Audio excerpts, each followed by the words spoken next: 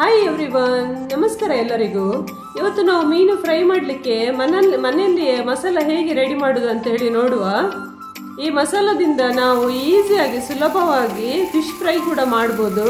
ಅದೇ ತರ ನಾವು ಎಗ್ ಫ್ರೈ ಕೂಡ ನೋಡಿ, ಎಗ್ ಬಾಯ್ಲ್ ಮಾಡಿ ಒಂದು ಸ್ವಲ್ಪ ಎಣ್ಣೆ ಹಾಕಿ ಮಸಾಲ ಹಾಕಿ ಅದರಲ್ಲಿ ಎಗ್ ಕೂಡ ಫ್ರೈ ಮಾಡ್ಬೋದು.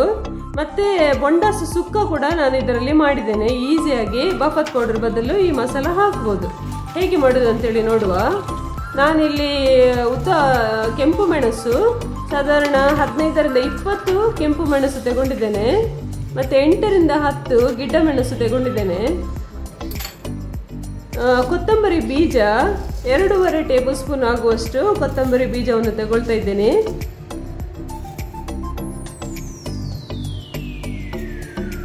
ಇನ್ನು ಇದಕ್ಕೆ ಜೀರಾ ಬೇಕು, ಅದು 1 ಟೇಬಲ್ ಸ್ಪೂನ್ ಅಷ್ಟು ಜೀರಾ ತಗೊಳ್ತಾ ಇದ್ದೇನೆ. ಇನ್ನು ಮೆಂತೆ ಕೂಡ ಹಾಕ್ತಾ ಇದ್ದೇನೆ ನಾನು. ಇದು ಫಿಶ್ಗೆಲ್ಲ ಮೆಂತೆ ಸ್ವಲ್ಪ ಹಾಕಿದ್ರೆ ಒಳ್ಳೇದು. ಇದು 1/2 ಟೀ ಸ್ಪೂನ್ ಅಷ್ಟು ಮೆಂತೆ, 1/2 ಟೀ ಸ್ಪೂನ್ ಅಷ್ಟು ಪೆಪ್ಪರ್ ಕರಿಮೆಣಸು ಹಾಕ್ತಾ ಇದ್ದೇನೆ. ನಿಮಗೆ ಖಾರ ಸ್ವಲ್ಪ ಜಾಸ್ತಿ ಬೇಕಾದ್ರೆ 1 ಟೀ ಸ್ಪೂನ್ ಅಷ್ಟು ಕರಿಮೆಣಸು ನೀವು ಯೂಸ್ ಹಾಕ್ಬೋದು. ಈಗ ಈ ಮೆಣಸನ್ನು ನಾನು ಸ್ವಲ್ಪ ಡ್ರೈ ರೋಸ್ಟ್ ಮಾಡ್ತಾ ಇದ್ದೇನೆ, ಎಣ್ಣೆಲ್ಲ ಹಾಕ್ತಾ ಇಲ್ಲ, ಜಸ್ಟ್ ಹೀಗೆ ಡ್ರೈ ರೋಸ್ಟ್ ಮಾಡ್ತಾ ಇದ್ದೇನೆ. ಇದರ ಬದಲು ನೀವು ಇದನ್ನೊಂದು ಅರ್ಧ ಗಂಟೆ ನೀರಲ್ಲಿ ನೆನೆಸಿಟ್ಟು ಅದನ್ನು ಕೂಡ ಒಳ್ಳೆದು ಗ್ರೈಂಡ್ ಮಾಡಿದರೆ, ಈ ಥರ ಎಲ್ಲ ಮಸಾಲ ಹಾಕಿ ಗ್ರೈಂಡ್ ಮಾಡಿದರೆ ಅದು ಕೂಡ ಮಸಾಲ ಒಳ್ಳೆದಾಗ್ತದೆ. ಹಾಗೆ ಕೂಡ ನೀವು ಮಾಡಿ ಇಡ್ಬೋದು. ಆದರೆ ನಾನು ಇದನ್ನು ಡ್ರೈ ರೋಸ್ಟ್ ಮಾಡ್ತಾ ಇದ್ದೇನೆ. ಇದು ಸ್ವಲ್ಪ ರೋಸ್ಟ್ ಆದರೆ ಸಾಕು, ತುಂಬ ಹೊತ್ತೇನು ಇದು ರೋಸ್ಟ್ ಮಾಡಲಿಕ್ಕಿಲ್ಲ. ಸ್ವಲ್ಪ ಪರಿಮಳ ಬರಲಿಕ್ಕೆ ಶುರುವಾಗುವ ತನಕ ರೋಸ್ಟ್ ಮಾಡಿದರೆ ಸಾಕು. ಇನ್ನು ಉಳಿದ ಈ ಸ್ಪೈಸಸ್ ಏನಿದೆ ಅದೆಲ್ಲ ನಾವು ಒಟ್ಟಿಗೆ ಸೇರಿಸುವ, ಸಪ್ರೇಟ್ ಏನು ಹಾಕಬೇಕಂತಿಲ್ಲ. ಸ್ವಲ್ಪ ಇದೆ ನೋಡಿ, ಅದರಿಂದ ಒಟ್ಟಿಗೆ ಹಾಕಿ ಇದು ಕೂಡ ಸ್ವಲ್ಪ ಹೊತ್ತು ರೋಸ್ಟ್ ಮಾಡಿದರೆ ಸಾಕು. ಸ್ವಲ್ಪ ಪರಿಮಳ ಬರಲಿಕ್ಕೆ ಶುರುವಾಗುವಾಗ ತನಕ ರೋಸ್ಟ್ ಮಾಡಿದರೆ ಸಾಕು. ಮೇನ್ ಏನಂತ ಹೇಳಿದರೆ, ಇದನ್ನು ರೋಸ್ಟ್ ಮಾಡಿದರೆ ನೀರಿನ ಪಸೆ ಇರುವುದಿಲ್ಲ ನೋಡಿ, ಅದರಿಂದ ಈ ಮಸಾಲ ಬೇಗ ಹಾಳಾಗುವುದಿಲ್ಲ. ಇದನ್ನು ರೋಸ್ಟ್ ಮಾಡಿ ನಾವೊಂದು ಹೀಗೆ ಪ್ಲೇಟಲ್ಲಿ ಹಾಕಿ ಇಡುವ. ಇದು ಸ್ವಲ್ಪ ತಣ್ಣಗಾಗಲಿಕ್ಕೆ ಬಿಡಬೇಕು. ಯಾವತ್ತೂ ಕೂಡ ಬಿಸಿ ಸ್ಪೈಸಸ್ ನಾವು ಫ್ರೈ ಮಾಡಿದ್ದನ್ನು ಮಿಕ್ಸಿಯಲ್ಲಿ ಹಾಕಬಾರ್ದು, ಮಿಕ್ಸಿ ಹಾಳಾಗ್ತದೆ. ಅದರಿಂದ ಇದು ತಣ್ಣಗಾಗಲಿಕ್ಕೆ ಬಿಟ್ಟು, ತಣ್ಣಗಾದ್ಮೇಲೆ ನಾವು ಮಿಕ್ಸಿಯಲ್ಲಿ ಹಾಕಿ ಒಳ್ಳೆ ಗ್ರೈಂಡ್ ಮಾಡಬೇಕು. ಸೊ ಇದನ್ನೆಲ್ಲ ನಾನು ಮಿಕ್ಸಿಯಲ್ಲಿ ಸೇರಿಸ್ತಾ ಇದ್ದೇನೆ. ಈಗ ಇನ್ ಕೇಸ್ ನೀವು ಮನೆಯಲ್ಲಿ ಜಿಂಜರ್ ಗಾರ್ಲಿಕ್ ಪೇಸ್ಟ್ ಅಥವಾ ಶುಂಠಿ ಬೆಳ್ಳುಳ್ಳಿ ಪೇಸ್ಟ್ ನೀವು ಸಪ್ರೇಟ್ ಮಾಡಿ ಇಟ್ಟಿದ್ರೆ ಇದಕ್ಕೆ ಶುಂಠಿ ಬೆಳ್ಳುಳ್ಳಿ ಹಾಕಬೇಕಂತಿಲ್ಲ. ಆದರೆ ನಾನಿಲ್ಲಿ ಹಾಕ್ತಿದ್ದೇನೆ, ಯಾಕೆಂದರೆ ಕೆಲವೊಂದ್ಸಲ ಪೇಸ್ಟ್ ಮಾಡಿ ಇಟ್ಟದ್ದು ಖಾಲಿ ಆಗ್ತದೆ ನೋಡಿ. ಅದಕ್ಕೆ ಒಂದು 20ರಷ್ಟು 15ರಿಂದ 20 ಎಸಳು ಬೆಳ್ಳುಳ್ಳಿ ಮತ್ತು 2 ಇಂಚ್ ಜಿಂಜರ್ ಅಂದರೆ ಶುಂಠಿ, ಮತ್ತು ಅರ್ಧ ಲೆಮನ್ ಸೈಜದ್ದು ಹುಳಿ, ಮತ್ತೆ 1 ಲಿಂಬೆ ನಾನು ತಗೊಳ್ತಾ ಇದ್ದೇನೆ. ಈ ಲಿಂಬೆಯದ್ದು ಬೀಜ ಹಾಕ್ಲಿಕ್ಕಿಲ್ಲ, ಸೀಡ್ಸ್ ಅನ್ನು ನೆನಪಿಂದ ತೆಗೀರಿ, ಇಲ್ಲಾದ್ರೆ ಕಹಿ ಟೇಸ್ಟ್ ಬರ್ತದೆ. ಈ ಮಸಾಲಕ್ಕೆ ಶುಂಠಿ ಬೆಳ್ಳುಳ್ಳಿ ನಾವು ಕಡಿಯುವಾಗ, ಈ ಗ್ರೈಂಡ್ ಮಾಡುವಾಗ ಸೇರಿಸಿದ್ರೆ ಕೆಲವೊಂದ್ಸಲ ನಮ್ಮ ಹತ್ರ ಈ ಜಿಂಜರ್ ಗಾರ್ಲಿಕ್ ಪೇಸ್ಟ್ ಖಾಲಿ ಆಗಿದ್ದಾಗ ಇದು ಯೂಸ್ಫುಲ್ ಆಗ್ತದೆ. ಅದರಿಂದ ನಾನು ಇದಕ್ಕೆ ಸೇರಿಸ್ತಾ ಇದ್ದೇನೆ.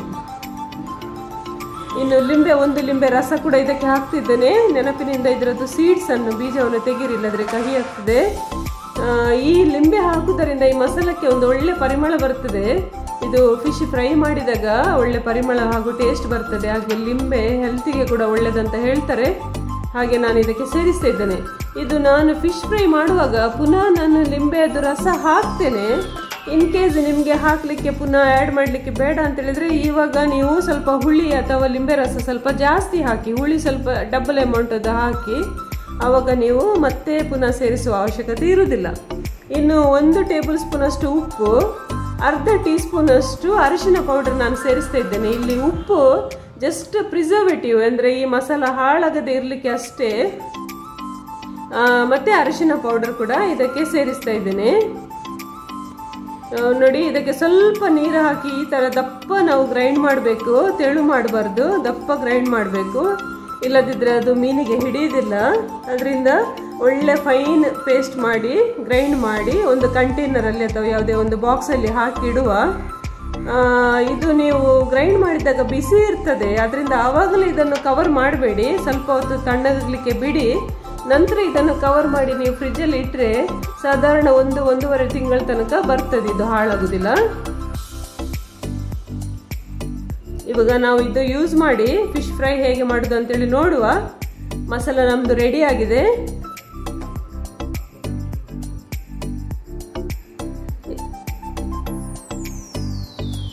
ಇವಾಗ ಈ ಮಸಾಲದಿಂದ ನೋಡಿ ನನಗೆ ಈ ದಸರಾ ಟೈಮಲ್ಲಿ ಒಳ್ಳೆ ಅಂಜಲ್ ಮೀನು ಸಿಕ್ಕಿತ್ತು. ಇದು 1.5-2 kg ಒಳಗಿದ್ದು ಅಂಜಲ್ ಮೀನು ತಗೊಂಡು ಬಂದಿದ್ದಾನೆ. ಈಗ ಈ ಮೀನದ್ದು ಕ್ವಾಂಟಿಟಿ ಜಾಸ್ತಿ ಇದೆ, ಅದರಿಂದ ನಾವು ಇಡೀ ಮಸಾಲಕ್ಕೆ 1 ಟೇಬಲ್ ಸ್ಪೂನ್ ಉಪ್ಪು ಸೇರಿಸಿದಷ್ಟೇ. ಅದರಿಂದ ಇವಾಗ ನಾವು ಎಷ್ಟು ಮೀನು ತಗೊಳ್ತೇವೆ ನೋಡಿ ಅದರ ಕ್ವಾಂಟಿಟಿಯ ಮೇಲೆ ನಾವು ಉಪ್ಪು ತಗೊಳ್ಬೇಕು, ಮತ್ತೆ ಸ್ವಲ್ಪ ಅರಿಶಿನ ಪೌಡರ್ ಕೂಡ ಸೇರಿಸಬೇಕು. ಮತ್ತೆ ನೋಡಿ ಶುಂಠಿ ಬೆಳ್ಳುಳ್ಳಿ ಪೇಸ್ಟ್ ಕೂಡ ನಾನು ಸೇರಿಸ್ತಾ ಇದ್ದೇನೆ, ಯಾಕೆಂದರೆ ನಾನು ಸ್ವಲ್ಪ ಶುಂಠಿ ಬೆಳ್ಳುಳ್ಳಿ ಅಷ್ಟೇ ಹಾಕಿದ್ದು ಮಸಾಲಕ್ಕೆ. ಅದರಿಂದ ನನ್ನದ್ರ ಮೀನು ತುಂಬ ಜಾಸ್ತಿ ಇದೆ, 1.5 kg ಇದೆ. ಅದಕ್ಕೆ ಶುಂಠಿ ಬೆಳ್ಳುಳ್ಳಿ ಪೇಸ್ಟ್ ಕೂಡ ನಾನು ಇಲ್ಲಿ ಸೇರಿಸ್ತಾ ಇದ್ದೇನೆ. ಇದು ಒಳ್ಳೆಯದು, ಹಾಕಿದರೆ ಡೈಜೆಷನಿಗೆ ಜೀರ್ಣ ಆಗಲಿಕ್ಕೆಲ್ಲ ಒಳ್ಳೆಯದು. ಹಾಗೆ ಈ ಪೇಸ್ಟ್ ನಾನು ಮನೆಯಲ್ಲೇ ಮಾಡಿಟ್ಟದ್ದು, ಇದರದ್ದು ವಿಡಿಯೋ ಕೂಡ ನನ್ನ ಚಾನಲಲ್ಲಿ ಇದೆ, ನೀವು ನೋಡಿ. ಈಗ ನಾವು ರೆಡಿ ಮಾಡಿಟ್ಟಿರುವ ಮಸಾಲ ನೋಡಿ, ಇದಕ್ಕೆ ಬೇಕಾದಷ್ಟು ಮಸಾಲವನ್ನು ನಾವು ತೆಗೆದು ಸೇರಿಸುವ.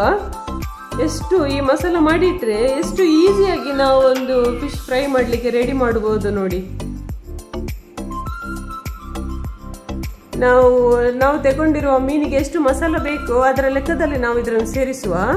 ಇದು ಸ್ವಲ್ಪ ಕಾರ್ನ್ಫ್ಲೋರ್ ನಾನು ಇದಕ್ಕೆ ಸೇರಿಸ್ತಾ ಇದ್ದೇನೆ, ಯಾಕೆಂದ್ರೆ ಇದು ಹಾಕಿದ್ರೆ ಈ ಮಸಾಲ ಮೀನಿಗೆ ಒಳ್ಳೆ ಹಿಡಿತದೆ.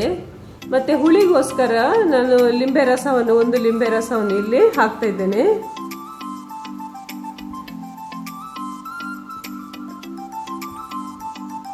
ಹುಳಿಗಿಂತ ಈ ಲಿಂಬೆ ರಸ ತುಂಬಾ ಒಳ್ಳೇದಂತ ಹೇಳ್ತಾರೆ. ಹಾಗೇನೆ ಮೀನು ಫ್ರೈ ಮಾಡಿದ್ರೆ ಕೂಡ ಅದರದ್ದು ಟೇಸ್ಟ್ ಪರಿಮಳ ಕೂಡ ಒಳ್ಳೇದಿರ್ತದೆ. ಅದರಿಂದ ನಾನು ಫಿಶ್ ಫ್ರೈಗೆ ಜಾಸ್ತಿಯಾಗಿ ಲಿಂಬೆ ರಸವನ್ನು ಸೇರಿಸುದು. ಈಗ ನಾವು ಈ ಕ್ಲೀನ್ ಮಾಡಿ ಇಟ್ಟಿರುವ ಮೀನಿಗೆ ಈ ಮಸಾಲವನ್ನು ಸೇರಿಸಿ ಮ್ಯಾರಿನೇಟ್ ಮಾಡಿ ಸ್ವಲ್ಪ ಹೊತ್ತು ಇಟ್ಟು ಆಮೇಲೆ ಫ್ರೈ ಮಾಡಿದರೆ ಒಳ್ಳೆ ಟೇಸ್ಟಿಯಾಗಿ ಬರ್ತದೆ ನೋಡಿ. ಈ ಥರ ಮಸಾಲ ಮಾಡಿ ಇಟ್ಟರೆ ನಾವು ಮನೆಯಲ್ಲಿ ಹೋಮ್ ಮೇಡ್ ಮಸಾಲ ಮಾಡಿದರೆ ನಮ್ಮದ್ರ ತುಂಬ ಮೀನು ತುಂಬ ಕ್ವಾಂಟಿಟಿಯಲ್ಲಿ ಜಾಸ್ತಿ ಇದ್ದರೆ ಕೂಡ ಇದು ಮಸಾಲ ಹಾಕಿ ಇಡಲಿಕ್ಕೆ ಕೂಡ ತುಂಬ ಈಸಿ. ಮತ್ತು ಈ ಮಸಾಲ ಜಾಸ್ತಿ ಯಾರಿಗೆ ಯೂಸ್ಫುಲ್ ಅಂತ ಹೇಳಿದರೆ, ಕೆಲವರಿಗೆ ಯಾವತ್ತು ಈ ಪೌಡರದ್ದು ಫಿಶ್ ಫ್ರೈ ಎಲ್ಲ ಮಾಡಿದರೆ ಹೊಟ್ಟೆ ನೋವು ಬರ್ತದೆ ಅಥವಾ ಬೇರೆ ಎಂತಾದರೂ ಪ್ರಾಬ್ಲಮ್ ಆಗ್ತದೆ ಅಂದರೆ ಈ ಥರ ನಾವು ಮಸಾಲೆ ಮಾಡಿ ಮನೆಯಲ್ಲೇ ಮಸಾಲೆ ಮಾಡಿ ಇದರ ಫಿಶ್ ಫ್ರೈ ಎಲ್ಲ ಮಾಡಿರೋದ್ರಲ್ಲಿ ತುಂಬ ಒಳ್ಳೆಯದು. ಆವಾಗ ಹೊಟ್ಟೆ ನೋವೆಲ್ಲ ಇರುವುದಿಲ್ಲ ನೋಡಿ. ನಾನು ಇಷ್ಟು 1.5 kg ಅಷ್ಟು ಅಂಜಲ್ ಮೀನಿಗೆ ಈ ಮಸಾಲವನ್ನು ಹಾಕಿ ಇಟ್ಟಿದ್ದೇನೆ. ಇದೊಂದು ಅರ್ಧ ಗಂಟೆ ಬಿಟ್ಟು ಆಮೇಲೆ ನಾವು ಇದನ್ನು ಫ್ರೈ ಮಾಡಿದರೆ ಒಳ್ಳೆ ಟೇಸ್ಟಿಯಾಗಿರ್ತದೆ. ಈಗ ಇದನ್ನು ನಾವು ಅರ್ಧ ಗಂಟೆ ಆಗಿದೆ, ಜಾಸ್ತಿ ಆಯಿತು. ಈಗ ಫ್ರೈ ಮಾಡುವ. ನಾವು ಮನೆಯಲ್ಲೇ ರೆಡಿ ಮಾಡಿರುವ ಮಸಾಲದಿಂದ ಫಿಶ್ ಫ್ರೈ ಮಾಡ್ತಾ ಇದ್ದೇವೆ ನೋಡಿ. ಫ್ರೈ ಆಗುವಾಗ ಹೇಗೆ ಒಳ್ಳೆ ಗೋಲ್ಡನ್ ಕಲರ್ ಬರ್ತದೆ, ತುಂಬ ಟೇಸ್ಟಿಯಾಗಿರ್ತದೆ. ಈ ರೆಸಿಪಿ ನಿಮಗೆ ಇಷ್ಟ ಆಯಿತು ಹಾಗೆ ಯೂಸ್ಫುಲ್ ಆಗ್ತದೆ ಅಂದ್ಕೊಳ್ತೀನಿ.